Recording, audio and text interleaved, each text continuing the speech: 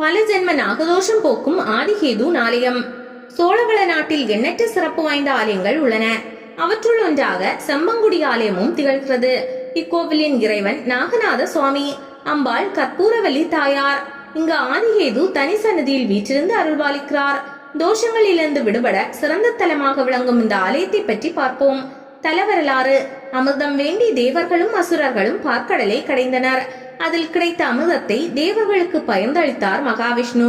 விப்ரசக்தி என்னும் அசுரனுக்கும் இரணியனின் தங்கை சிம்ஹிக்கும் பிறந்தவர் ஸ்வபானு. அசுரகுல தலைவனான ஸ்வபானு தேவ வடிவம் பூண்டு அமிர்தத்தை உண்டான். இதை குறிப்பால் உணர்ந்த சந்திர சூரியர்கள் அந்த அசுரனின் தலையில் ஓங்கி அடித்தனர். இதனால் அவனது தலை சிரபுரம் என்னும் சீர்காழியிலும், உடல் பாம்பினன் குடி என்னும் சம்பங்குடியிலும் விழுந்தது. அமுதுண்டதால் அந்த இரண்டு உடல் பாகங்களும் இரண்டு பாம்புகளாக மாறின. அவை சிவலிங்கத்தை பிரதிஷ்டை செய்து ஈசனை நோக்கி கடும் தவம் இருந்தன. அவர்கள் முன் எழுந்தருளிய சிவனிடம் அகில உலகத்தை மாட்டி படைக்கும் வரமும் சந்திர சூரியரை விழுங்கும் பலமும் வேண்டும் என வேண்டினார்.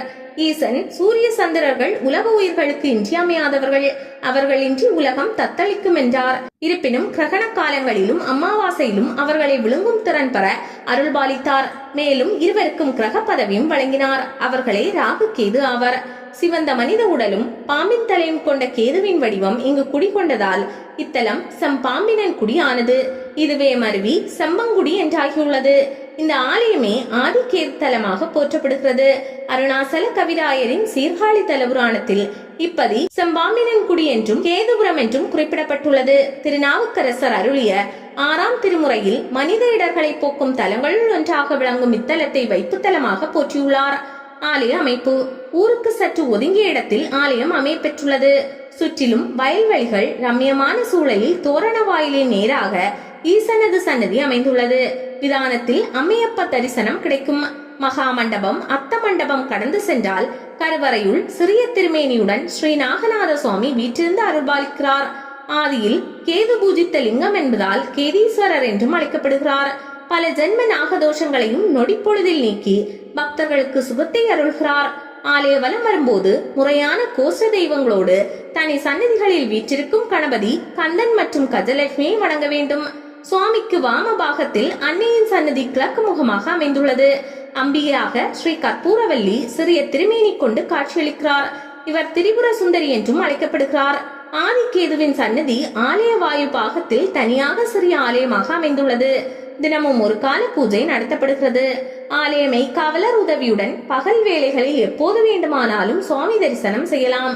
சுவாமிக்கும் அம்பாளுக்கும் பசும்பாலால் அபிஷேகம் செய்து சிவந்த அல்லி மலர்களால் அர்ச்சனை செய்கின்றனர். நைவேத்தியமாக புளியோதரை செய்து படைக்கின்றனர்.